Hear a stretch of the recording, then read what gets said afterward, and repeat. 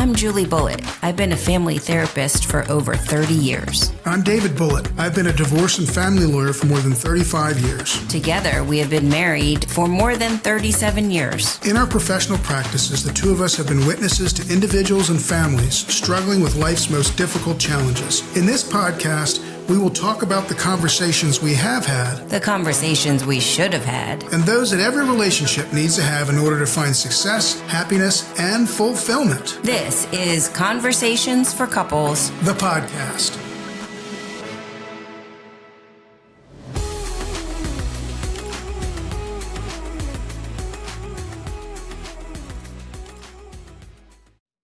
Welcome, everybody, to today's edition or episode of Conversations for Couples, a podcast. And we are particularly excited today to have a guest with us who is incredibly beautiful inside and out. She's articulate. She's smart.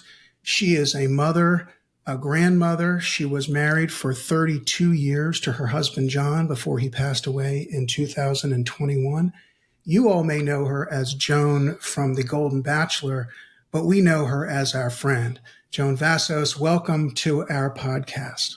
Thank you so much for having me. And what a beautiful introduction. Thank you. And you are my friends. And it's so nice to be here with you.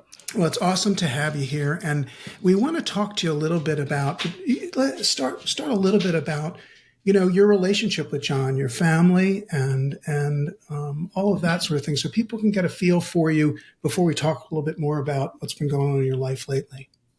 Sure. So John, I met him right out of college, actually partly when I was in college, and then we became a couple when we both finished college and got married kind of young. These days, people are getting married so much older. We were young. We were married at 25, started having kids. We had 4 in 6 years. That's how we got to know you guys. We raised our kids together.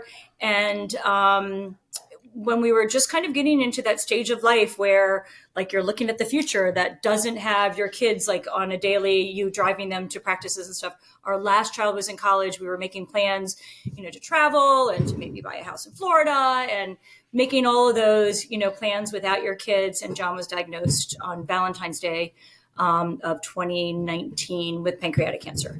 And so we spent the next 2 years trying to find a cure, which there is no cure for pancreatic cancer other than if you get this major surgery that you're only eligible for if it hasn't spread at all. And his had spread to his liver. So we flew around the country trying to participate in studies. He was never eligible for any of them. And he passed away in 2021, in January of 2021. So he's been gone for about 3 years now. And that's the lowdown. Yeah. Wow. That's a lot. And of course we could spend a whole another podcast talking about grief and loss and how you dealt with that. And we'd, thank you for sharing the story. And I know you were a caretaker for John for, several years. And then, so he passes and then you kind of look at yourself as like, who am I now? Can you tell us a little bit about like that piece and how that was? It's a really strange place to be because you don't ever imagine that. Like you never imagine your future without the person that you plan to spend it with. So I kind of woke up one morning and thought, I don't feel like I have a future. It looked like very like a big black abyss to me. And I'm still kind of figuring that out. And it took a few years to decide that I didn't want to spend it alone. There was a part of me that thought, I had the best thing in the world. I'm never going to find it again. And I will never find that again, obviously. But I'm looking for, different things now. But I did wake up. The 1 year mark didn't do it for me, not even close. 2 year mark kind of came, really wasn't there, but thought, I'm not getting any younger. I can't keep squandering these years. I'm not getting better looking and I'm not getting younger. So, I thought I need to take some action because I don't want to be alone. And I was actually out to dinner with a friend of mine. We were sitting at a bar having dinner, a girlfriend. And I said to her, I'm getting in my mind. It was literally like exactly 2 years. I said, I'm getting in my mind that I need to take some kind of action. I go, oh my God, I really don't want to do that online dating thing. That sounds awful. And I hear horror stories and I just really don't want to do it. I said, but as I look around this restaurant, everybody here is a couple. Yeah. Everybody our age is a couple. And I said, I don't see how you meet somebody organically. Like, it just seems to be impossible. I said, because like, if I look at my son, Luke, who is 27, I said, he walks into a restaurant or a bar and says, everybody here my age is probably single. I walk into the same establishments and go, everybody here my age is probably a couple, is probably not single. So even if somebody there was single, I would assume they weren't. I would assume that they were part of a couple. So like, it requires more drastic measures to meet Joan, somebody at this age. you were not married for a short period of time. You didn't get divorced. And we talked to a lot of folks about, dating the second time around, but you had your life partner. Yep. And so you had to have a lot, I imagine there was a lot more going through your head, not only during that 2 years, but after you started to say to yourself, well, maybe I do need to make a change. Yeah.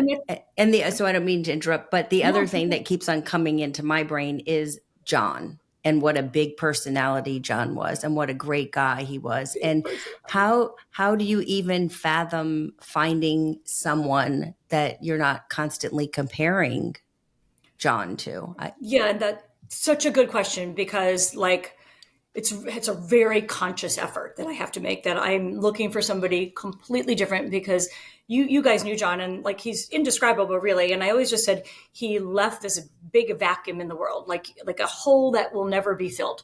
And so I have to, make sure I'm not even trying to fill that hole. Part of me thinks that, people that have come from a divorce, they have not had a good marriage, so they might be more skeptical or bitter, or, have a harder time finding a second love. For me, I feel like it's even harder now, and I would have never thought that before, because I had such a happy marriage and I had such a wonderful husband, and it's very hard for me to picture a life with a different person, to be perfectly honest. But I know that things are happier when you're with somebody. The good times are better, and the bad times are better when you have somebody to share them with. So I don't want to do this alone. Like, I see my friends who are grandparents now, and they're doing this grandparenting journey together, and I'm doing it all by myself, which it's a lot of work. Little kids are hard. Toddlers are exhausting. I would like to have a partner just to help me like get through the daily, sometimes when you have a couple toddlers in your house, but, also, it's just more fun. Like, I want to have somebody to take them to Disney World with, or I want somebody to watch the Netflix series with at night. I'm not looking to replace John now. I'm not looking for a father, for my kids. I'm looking for a partner now for me. So it's a little different. Yeah, so it is different. So talk about that too, because obviously we want to talk about your journey, on the Golden Bachelor, but I want to talk about your journey as kind of what you see, how are you going to do this, how you might find somebody, what are you looking for, those kinds of things. Again, the process is difficult. For once again, most people find, their next at this age, even at younger ages these days, you're finding them through dating apps. And I have tried a dating app. I tried one in particular. I tried Match.com, and I met some people, but it seems that people aren't super truthful with their profiles, nor with their pictures. So it's a little bit of a discouraging process. And I found just about every person I encountered on Match.com had told something that wasn't true about themselves, or presented something that wasn't true. So I'm a little bitter when it comes to that, which is kind of how I ended up at The Bachelor, to be perfectly honest, which is a weird way to end up on national TV dating, because I got sick of the dating app. But if you have any suggestions on how to meet somebody, that would be great. But honestly, I always thought in my mind, somebody will set me up. Eventually somebody will know a great guy and set me up. And that is super not true. I think all the great guys get, snapped up right away. Well, that was what I was getting at. So, before we get to the Bachelor journey, I want to hear more about the Joan pre-TV journey. Once you hit that 2 years or so, you jumped on the dating app. What I imagine, were there friends that fixed you up, that connected you with anyone else, or and if so, or if not, tell us a little bit how those dates kind of went. So I did not really get set up by anyone, honestly. And I even kind of put it out there, hey, if you know anybody, I'm willing to go have a drink with somebody, have a glass of wine at a bar. And I'm going out tomorrow night with somebody, weirdly. I've been set up now twice in the last 2 months, but that was a long time coming. I mean, I've been now single for 3 years. So, and I think people didn't do it in the beginning, but when the people knew I was ready, I kind of thought that I would have some dates, and I didn't. The journey has been weird because the 2-year mark, even though in my head, I was saying to myself, it's time and I'm not getting any younger and I know what I want. My heart really wasn't very open, to be honest. Yeah. I was going through the motions and I was trying to get excited about meeting people and going out on dates. And I had a lot of offers. And I don't mean to sound like, I think everybody that goes on Match or any of the dating websites in the beginning, you're very popular. You're like the new kid in town. So I think the first night when I hit like send and like submitted my profile, I had like 130 messages. Boy. It's overwhelming. And to get through, and I felt like I owed every one of these people that like actually sent a message, like I should read them and look at their profiles. And I got through about half of them. And then by the next morning, the half that I gotten through now had been replaced by 50 more. So wow. It's a big commitment. Honestly, online dating is a commitment. You have to be on your phone a lot. Yeah. You have to be answering text messages. You have to be looking at profiles. It's a job. And it's like not really a fun job. You would think it would be, I'm going to meet all these great new people. Like 90% of them aren't good matches for you. They're not age-wise or, place in life or whatever. They're not what you're looking for. So it's like a job, to be perfectly honest. It's not easy. And once again, like I said, my heart really wasn't in it. So it wasn't like a super pleasant experience. I have to say, I did meet some very nice people. I honestly did. I don't want to make me sound like I am, like I'm too good for anybody. That wasn't true at all. There were some lovely people, very, very, very nice men that I met. I just wasn't in a good place. So I wasn't probably being fair to the people that were messaging me because I wasn't really there yet. It took me until I went on the show to get there. And that's kind of part of that journey that I can talk about if you want. Yeah. So so now talk to us about how you decided to go on the show, A, and B, the response from your friends and from your family in terms of whether even before you found out that you were going to be on the show. Mm-hmm. So the process is a kind of a long process. So I applied for it earlier in the year, kind of actually the night that I got home from that meetup that I talked about with my friend and looking around the restaurant and going, nobody here is single. I turned on the TV and I'm a huge Bachelor fan and turned on my Bachelor show. And the first commercial that came on was we're taking casting calls for a new show called The Golden Bachelor. And I was like, the universe is talking to me. Yes. So I filled out the form and then kind of forgot it. And it was kind of a long form, submitted my pictures, did the things I was supposed to have done, and then really didn't think about it after that. I thought this is such a long shot. And then the process kind of started moving along after a few months. And I did tell a few friends, I applied for this. What do you think about it? And I got nothing but wonderful feedback from my friends. From my kids, a little different, I have to say. Mm-hmm. My sons were like, this is so embarrassing. I cannot believe you're going to do this. You're going to date on national TV. And if you kiss somebody, we'll kill you. We'll die. We'll die of embarrassment. Never mind. Go to the fantasy suite. Let's not talk about that, right? Don't even talk about the fantasy suite. They did. They warned me about that. And then in the meantime, my daughter got pregnant and we had the whole, timing of the birth and her with, the postpartum issues. And so the whole thing was a long process and I got great feedback from friends. Family was a little different. 2 of my kids were great. 2 of them were like, this is so embarrassing. We're going to die. And I have to say, I was a little wary about the process because this was a new show. So I knew certainly what to expect from Bachelor and what they do. And some of the stuff that they do for the younger people, I would have thought may have been less than flattering for an older person to do. Mm-hmm. So I was very careful when I went on the show what I was going to be on camera doing. So I kind of hung in the background for the first 2 or 3 days until I realized that they weren't trying to embarrass us, that they really were trying to make a show about what it's like dating as an older person, and that the producers are really kind people and that they really wanted this to be a huge success and that they were letting this unfold the way it just organically unfolded. And that came with people falling in love with Gary and us having this tribe of really good friends that supported each other through this journey. So it ended up being very different than what I thought. My friends were right. It was amazing experience. I did not embarrass my kids too much. So it ended up being wonderful. But like I said, everybody went in a little weary, like a little nervous. Yeah, I'm sure. And what we noticed, and we of course wanted to watch because you were on. We generally watch now and again anyway, but because you were on, and what we noticed, I think, or what I noticed, was that there was a lot less conflict between the women. There was some, clearly, but there was a lot less. Maybe it had to do with maturity. Maybe it had to do with the fact that everyone had been around the bend before, as opposed to a 22-year-old, who just got out of college and was biggest concern is what bikini I'm going to wear.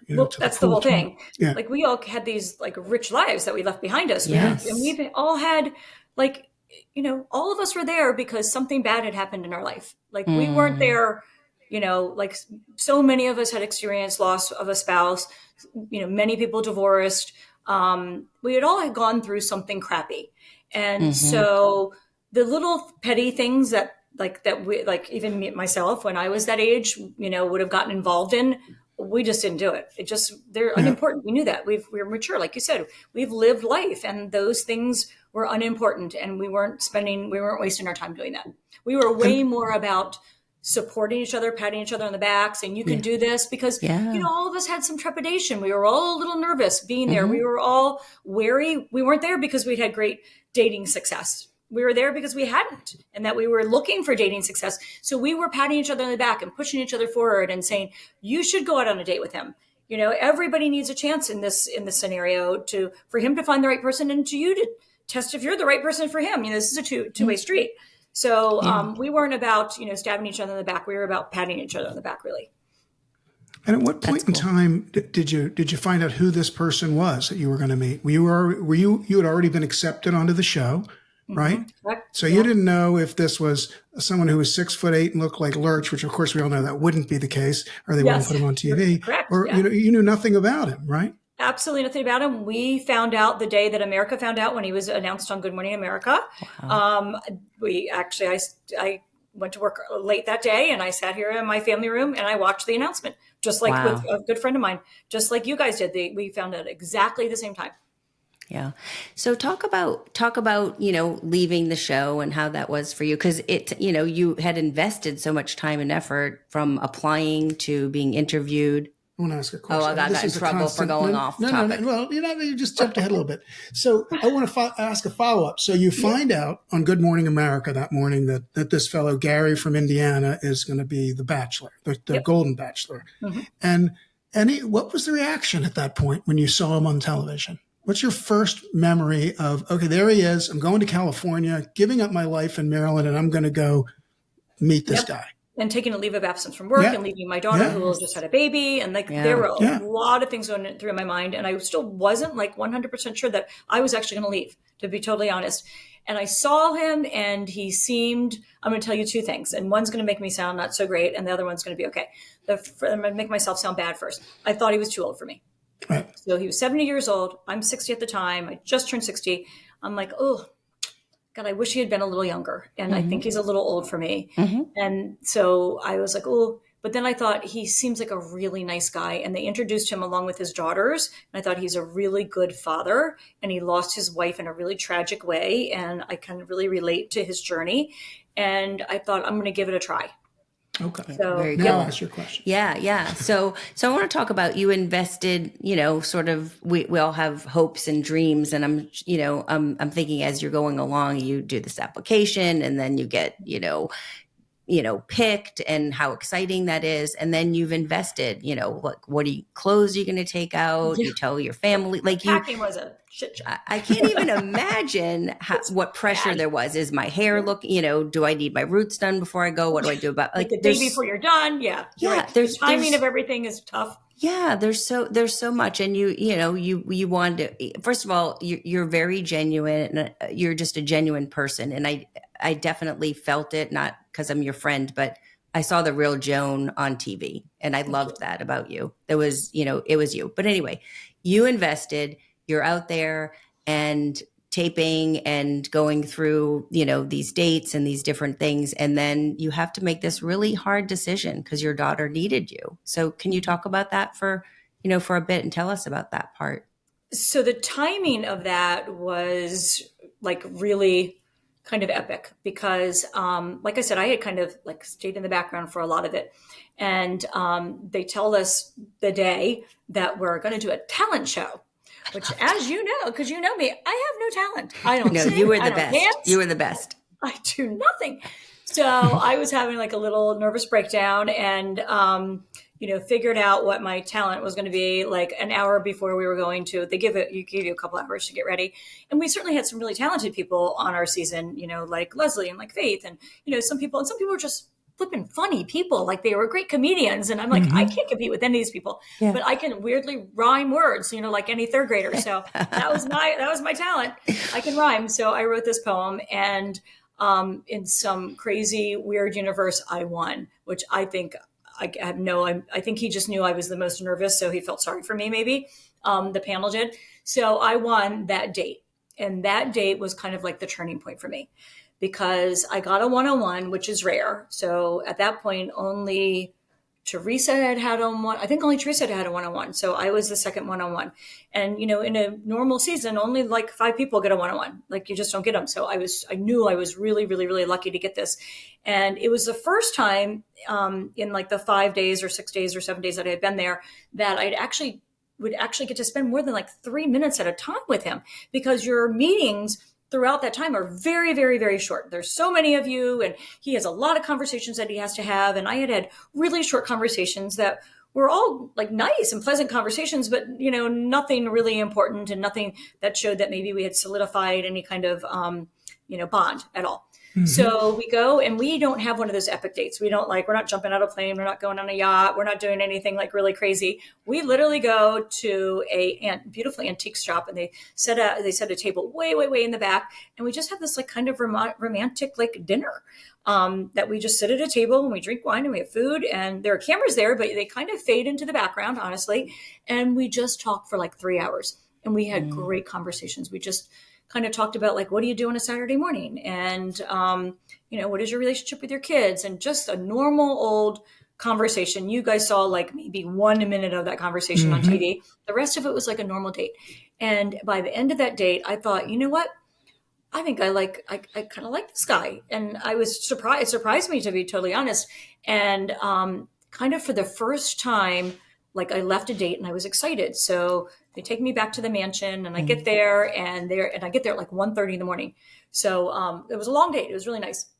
And get me back to the mansion. I'm like, okay, somebody's got to be awake because I have to talk to somebody. Like I'm like a teenager in my sorority and not a soul is awake. Every freaking person in that mansion is asleep.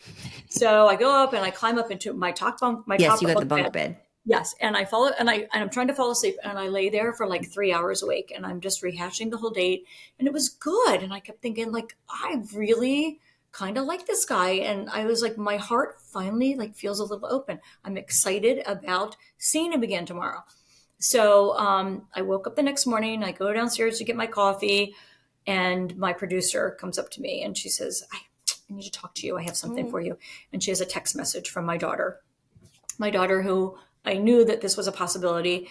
And the text message said, I'm tanking here. I need you. And, like you're the mom of 4 girls, like you and your dad of 4 girls, you don't ever say no when your kids say they need you. And I knew that she would have never, ever, ever called me and said she needed me unless she really did. So I was like, I got to get out of here. I got to leave. And it never crossed my mind that there was any other choice. But then they were like, okay, we'll get things going, but you have some things you have to do here. You have to say goodbye to all the women. You have to say goodbye to Gary. We got a couple hours before we can get you on a flight. I didn't end up on a flight until that evening, but I walked upstairs to start packing and it all hit me that I was leaving these, like at this point, there were only 15 other women, like these 15 great women who have become like my really good friends in such a short time, but we had so much in common and you spend a lot of time together and they were like my tribe. It was finally, I don't have any single friends. So I had these great friends finally that I could like share things with and they shared things with me. It was it was like what I needed. It was like the therapy I needed. And I was going to leave Gary. And it was like my journey was just cut short. It was done. Because there's no going back. You leave, you're done. And not only that, it's not like a normal relationship. You don't get to call them the next day. Right. you don't talk to them again. While they're Yeah. still filming, you don't get to have any contact with them again. And chances are I would never have another conversation with Gary again. We can't talk, at the end of this, supposedly he's getting married. So I would be like his ex-girlfriend. You can't really talk to him anymore. Yeah, so, not good for you hanging around. Not good girlfriend behavior. So it was really heavy. And you such saw a my pull, exit, such a obviously. pull. Like such a pull, right? Like this, you're in it, you've invested in this journey, and then your kids, which are your core, need you. And it's sort of like so difficult. I can't imagine the decision, although, I mean, it was evident and easy because you're a mom first. Yep. But really, really hard. And so you left, and you sort of left with lots of losses, of friendships and Gary and the possibilities.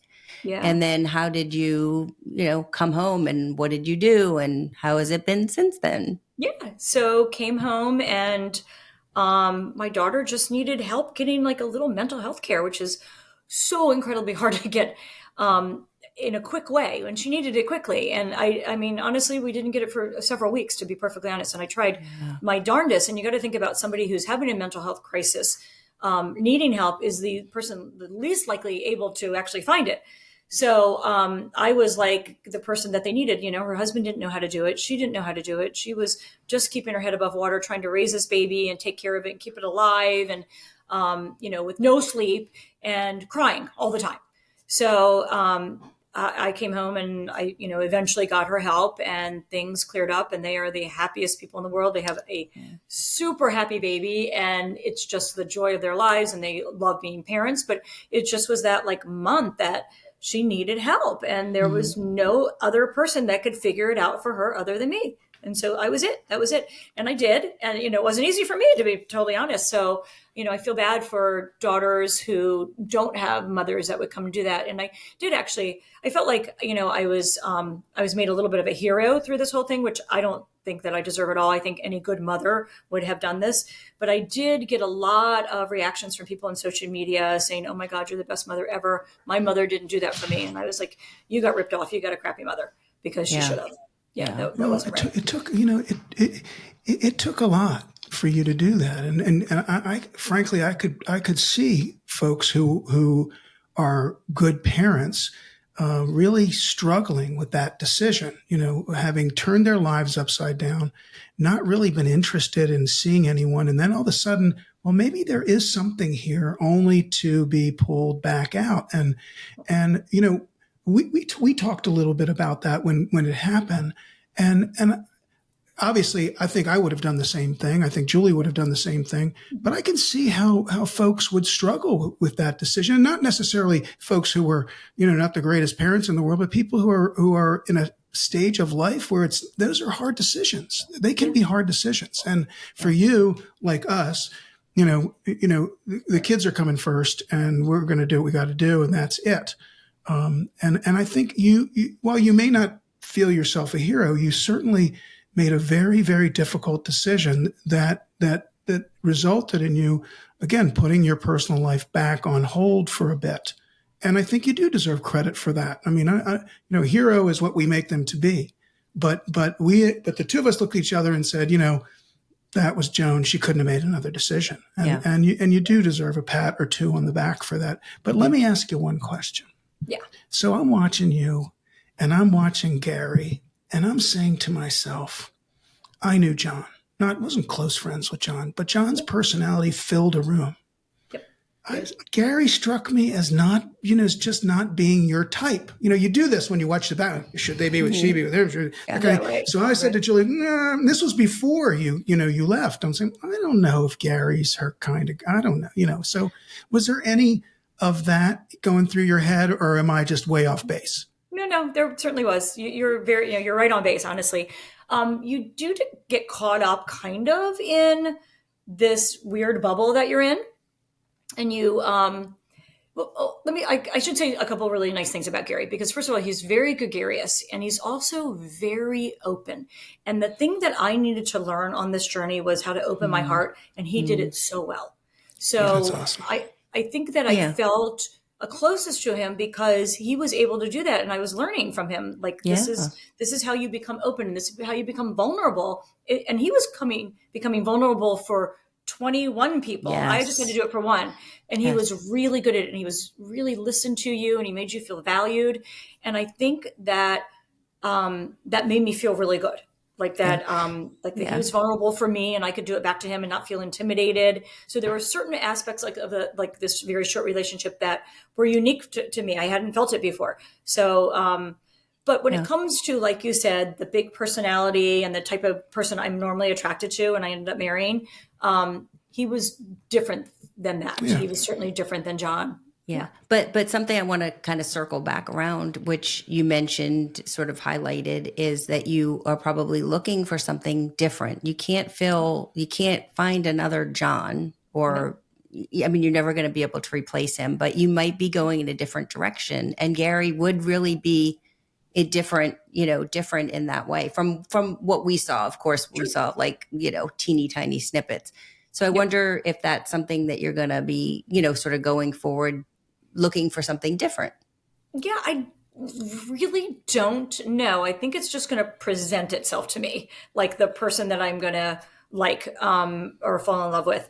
At the time I was thinking it could have been Gary, and like now I look back at it and I go, oh, it definitely couldn't have been. Like I don't see that now at all.